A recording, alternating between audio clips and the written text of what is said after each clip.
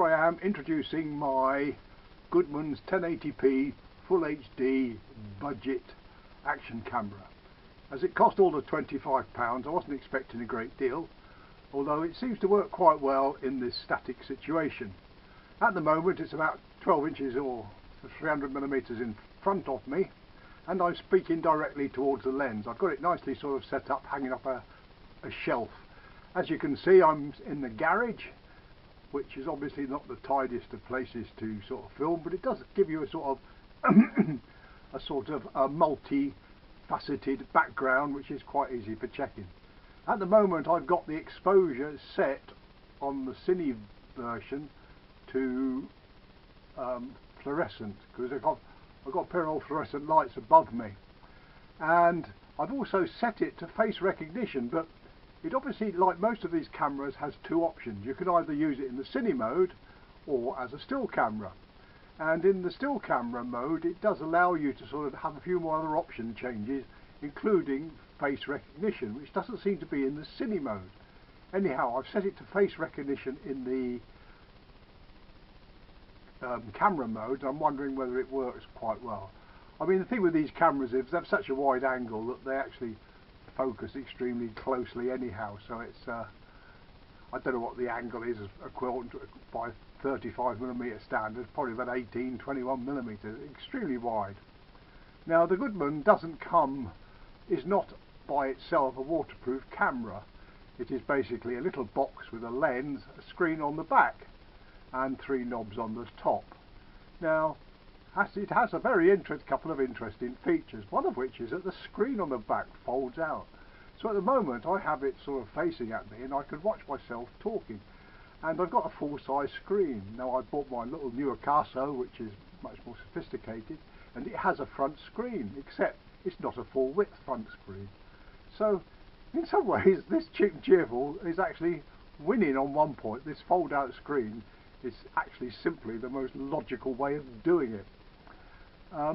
The other feature is that I've got it upside down. Now it has a feature on it to stick it upside down, but that only seems to be for the control panel. But when you fit it on, the image is upside down. Now I've actually got the camera upside down and the image I'm looking at is the right way up. I hope it comes out the right way up on the editor and on the final thing. Now you don't see it at the beginning, but I start off with a clap, and interestingly the clap is necessary because the little fault with this, or obviously budget, is that there's about 2 seconds of delay, well maybe less than 2 seconds. There is a small delay between the audio and the visual.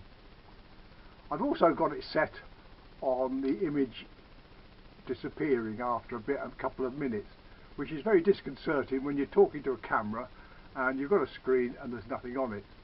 So that's obviously something I'm going to have to reset. So I shall now press off and see what happens. This is as much a test run as it will be for broadcast, but we'll see how it goes. There you see it, the clapper board. Well, in this case it's a clapping hand.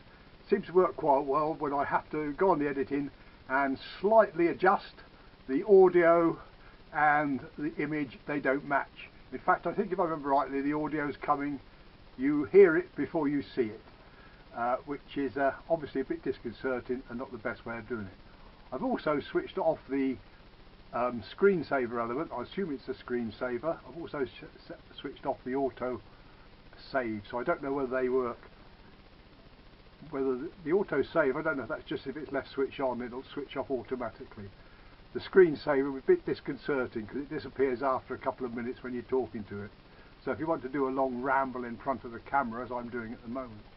Now it's a very nice little basic camera, as I've already mentioned. One little feature I did forget in the first time round was it actually has a tripod screw on the bottom. Well, at the moment it's on the top. And this is actually on the little camera body itself. So the camera itself, as a basic camera set up in a static position, actually is quite useful, especially with this reverse screen that you can look at and the screw thread at the bottom. Now I have tried it as a webcam, and to be perfectly honest, it didn't work very well.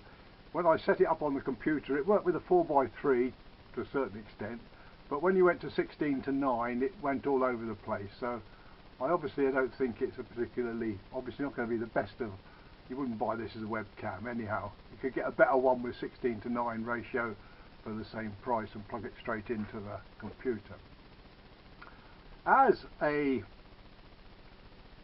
action camera, well, obviously you want it protected from the elements, and the way to do this is to provide you with this super duper waterproof housing.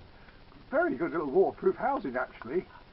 You just put the camera in, lock it up, and well, you lock it up when you put the camera in, like so, and you've got the camera in there and the lens on there, and again it comes with a number of attachments. In this case I've got it set up for working with a tripod screw.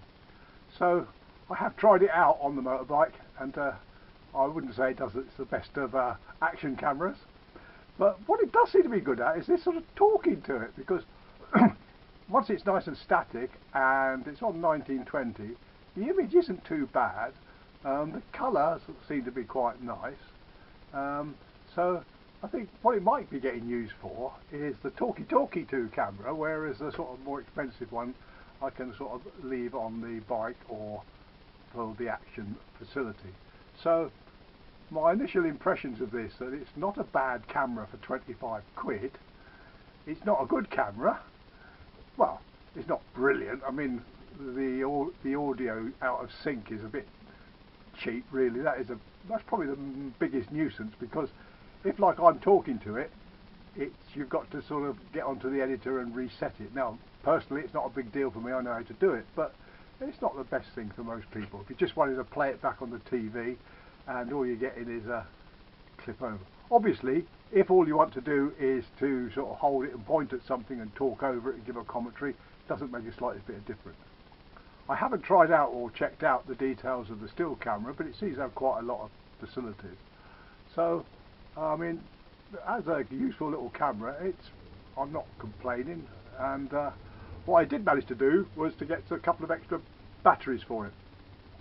They're slightly smaller than those that fit in the things like GoPro and Acaso, but they have a similar pin arrangement, and also the one that come with it had a capacity of about 400 milliamp hours, but this has got a 1350 amps, so I've got two extra batteries, and which they didn't quite cost as much as the camera, but weren't far short of it, complete with a little charging unit.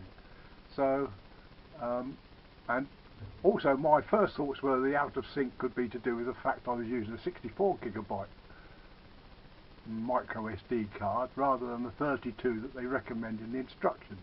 But I suspect that was more to do with history, because I managed to find a 32GB SD which I put in here and it made no difference to the sync whatsoever. So back to work. Right, so that's my 5 minutes and 4 seconds. It had a nice little sort of counter on it. The sort of little image is upside down. The battery seems to be lasting quite well at the moment, and so this is the first time run check through of my Goodman's 1080p Full HD. I noticed the model's been on the go quite a while, because I've just had a check out on YouTube. But obviously they're different. This one has 3 buttons along the top, whereas most of the others I've seen online all seem to have buttons on the front and whatever. So I suspect it's a fairly new model. So I've got a feeling that they may be updated, which might explain why the image doesn't look too unreasonable, especially in this static situation. So it does seem that these cheap, cheerful cameras do get adjusted. It's not the same model that was on sale 5 years ago. I do remember them being on sale in B&M a few years ago, and didn't bother buying one. I wasn't that interested. Well, I actually did have an action cam that sort of clipped the helmet, but it was the old sort of lower resolution one. But once this one appeared for 25 quid, I thought, well, can't go wrong with this, so have a go, and so far, we'll see.